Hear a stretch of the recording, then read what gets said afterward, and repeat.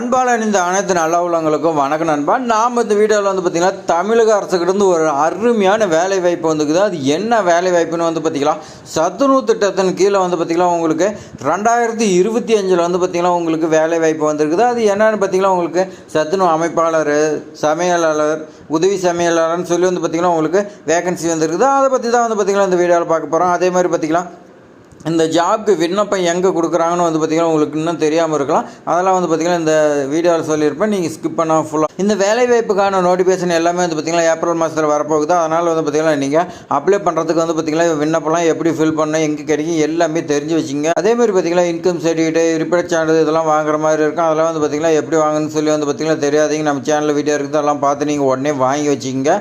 Notification வந்த உடனே விண்ணப்பத்தை வந்து பார்த்திங்கன்னா அதோட அட்டாச் பண்ணி உடனே அப்ளை பண்ணுற மாதிரி இருக்கும். அதேமாதிரி பார்த்திங்கன்னா இது போன்ற ப்ரீ ஜாப்ஸ் எல்லாமே உங்களுக்கு ஒன்று அப்டேட் தெரிஞ்சுக்கணும். நம்ம சேனலில் வந்து பார்த்திங்கன்னா சப்ஸ்கிரைப் பண்ணுவீங்க. அப்போ தான் வந்து பார்த்திங்கன்னா உங்களுக்கு வீடியோவாக வந்து பார்த்திங்கன்னா உங்களுக்கு டெய்லி நோட்டிஃபிகேஷன் வந்துகிட்டே இருக்கும். வாங்க வீடியோக்குள்ளே போய் எப்படி அப்ளிகேஷன் ஃபில் பண்ணுறதுன்னு பார்க்கலாம். அதேமாதிரி பார்த்திங்கன்னா உங்களுக்கு மாவட்டம் வரையாக வந்து பார்த்திங்கன்னா இனிமேட்டுக்கு அப்ளிகேஷன் ஃபில் பண்ணுறது எல்லாமே வந்து பார்த்திங்கன்னா உங்களுக்கு நான் சொல்கிறேன்.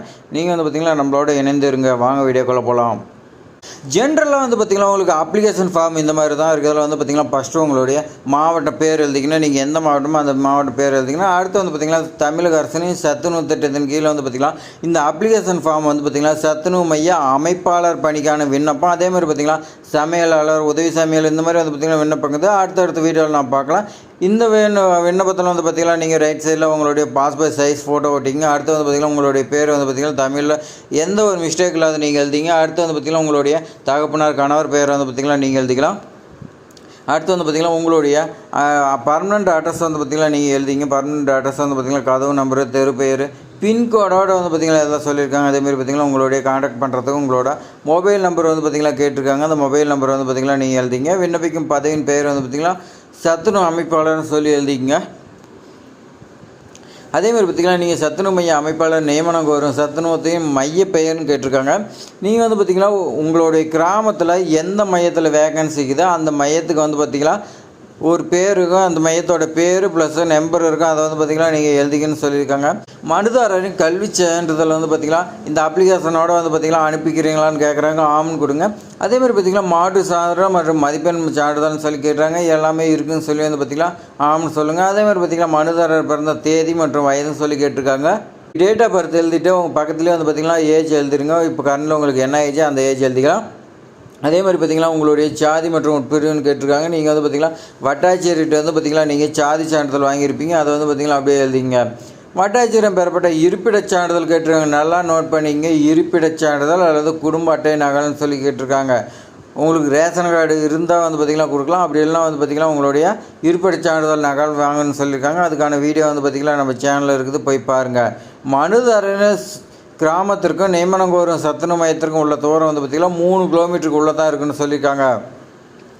நீங்கள் வந்து பார்த்திங்கன்னா நீங்கள் எந்த சத்துணவு மையத்தில் வேலை செய்ய போகிறீங்களோ அந்த மையம் வந்து பார்த்திங்கன்னா உங்களுடைய வீட்டுலேருந்து 3 கிலோமீட்டருக்குள்ளே தான் இருக்குன்னு சொல்லியிருக்காங்க. அப்படி இருக்குன்னா நீங்கள் வந்து பார்த்திங்கன்னா கிராம அலுவலகத்தை சர்டிஃபிகேட் வாங்கிட்டு வரணும்னு சொல்லியிருக்காங்க. ஏன்னா வந்து பார்த்திங்கன்னா பெண்கள் வந்து பார்த்திங்கன்னா தூரமாக வந்து பார்த்திங்கன்னா வேலை வந்து பார்த்திங்கன்னா போட மாட்டாங்க. அதனால் பக்கத்துலேயே வந்து பார்த்திங்கன்னா உங்களுக்கு பாதுகாப்பாக இருக்கணும். அதனால் வந்து பார்த்திங்கன்னா அந்த ஊர்லேயே வந்து பார்த்திங்கன்னா நியமனத்துக்கு 3 கிலோமீட்டருக்கு உள்ளக்குன்னு சொல்லியிருக்காங்க. அடுத்து வந்து பார்த்திங்கன்னா மனுதாரர் வந்து பார்த்திங்கன்னா ஊனமுற்றவரான்னு சொல்லி கேட்குறேன். ஆம்னா ஆம் கொடுங்க, இல்லைன்னே விட்டுருங்க. அதேமாதிரி பார்த்திங்கன்னா ஆதரவற்ற விதவை, கணவரால் கைவிடு இவங்களாம் வந்து பார்த்திங்கன்னா இருந்தீங்களா வந்து பார்த்திங்கன்னா அதுக்கான சர்டிஃபிகேட் வந்து பார்த்திங்கன்னா வட்டாட்சியரோ கோட்டாட்சியரோ வந்து பார்த்திங்கன்னா வாங்கியிருக்குன்னு சொல்லியிருக்காங்க. அந்த சர்டிஃபிகேட் வச்சு தான் உங்களுக்கு ஃபஸ்ட்டு கொஞ்சம் ப்ரிஃபரன்ஸை கொடுப்பாங்க. அதே மாதிரி பார்த்திங்கன்னா ஏதாவது குறிப்பு இருந்தால் நீங்கள் வந்து பார்த்திங்கன்னா மென்ஷன் பண்ணலாம், இல்லைன்னா வெட்டலாம். மேற்கான விவரங்கள் அனைத்தும் உண்மை என சான்று அளிக்கிறேன்னு சொல்லி வந்து பார்த்திங்கன்னா நீங்கள் சைன் பண்ணுற மாதிரி இருக்கும். ரைட் சைடில் பாருங்கள், விண்ணப்பத்தாரங்க ஐயப்பங்குது, அங்கே கொடுத்துருங்க. அடுத்தது பார்த்திங்கன்னா லெஃப்ட் சைடில் எந்த இடம்னு சொல்லி கேட்குறாங்க. நீ விண்ணப்பிக்கும் போதும் அந்த இடம் மற்றும் 4 பார்த்திங்கன்னா கொடுத்துருங்க. மேற்கண்ட சான்றிதழ் நகல்னு கேட்டிருக்காங்க. அலுவலக உபயோகத்திற்கு வந்து பார்த்திங்கன்னா வட்டார வளர்ச்சி அலுவலர்னு சொல்லியிருக்காங்க. அவங்க வந்து பார்த்திங்கன்னா பரிந்துரை எதை பரிந்துரைப்பாங்கன்னா சான்றிதழ் வந்து பார்த்திங்கன்னா நீங்கள் ஏஜுக்காக சர்டிஃபிகேட் வச்சுக்கிறீங்களா, கல்விக்காக வச்சுக்கிறீங்களா, அதே மாதிரி பார்த்திங்கன்னா தூர சான்றிதழ் அந்த 3 கிலோமீட்டர் வியோகிட்ட வாங்கிக்கிறீங்க, அந்த சர்டிஃபிகேட் இருக்குதா, விதவை கணவரால் கைவிடப்பட்ட இதுக்கெலாம் வந்து பார்த்திங்கன்னா சர்டிஃபிகேட் இருக்குதா இல்லையான்னு வந்து பார்த்திங்கன்னா அவங்க வந்து பார்த்திங்கன்னா எழுதிக்காங்க. இருப்பிடச் சான்றிதழ் அப்படிலாம் குடும்ப அட்டை கேட்டிருக்காங்க. நீங்கள் வச்சுருக்குன்னு சொல்லியிருக்காங்க. சாதி சான்றிதழ் நகல் கேட்டிருக்காங்க. உடல் ஊனமுற்றவர் சான்று கேட்டிருக்காங்க. இதெல்லாம் நீங்கள் வந்து பார்த்திங்கன்னா கண்டிப்பாக வைக்கணும். வச்சா மட்டும்தான் வந்து பார்த்திங்கன்னா நீங்கள் எலிஜிபிள். குறிப்பிட்டவற்றுக்கு சான்றளிக்கப்பட்ட ஆவணங்கள் இருக்குதான்னு கேட்டிருக்காங்க. இதெல்லாம் இருக்குதுன்னு சொல்லி வந்து பார்த்திங்கன்னா அவங்க வட்டார வளர்ச்சி அலுவலர் வந்து பார்த்திங்கன்னா கொடுக்கணும். பிற குறிப்பு ஏதாவது இருந்தால் வந்து பார்த்திங்கன்னா அதில் மென்ஷன் பண்ணணும். இந்த சர்டிஃபிகேட் எல்லாமே இருக்குது இல்லை அப்படின்னு சொல்லி வந்து பார்த்திங்கன்னா கொடுக்கணும். அதேமாதிரி பார்த்திங்கன்னா பரிந்துரைங்கிறது இது வந்து பார்த்திங்கன்னா பரிந்துரை பண்ணுறேன் அடுத்த கட்ட ப்ராசஸுக்கு வந்து பார்த்திங்கன்னா பரிந்துரை பண்ணுறேன்னு சொல்லி அவங்க பார்த்திங்கன்னா வட்டார வளர்ச்சி அலுவலர் அப்படின்லாம் வந்து பார்த்திங்கன்னா துணை வட்டார வளர்ச்சி அலுவலர் வந்து பார்த்திங்கன்னா சைன் பண்ணணும். சைன் பண்ணி வந்து பார்த்திங்கன்னா உங்களுக்கு இன்டர்வியூ கூப்பிட்றதுக்காக அடுத்த கட்ட ப்ராசஸ் வந்து பார்த்திங்கன்னா கூப்பிடுவான்னு சொல்லியிருக்காங்க.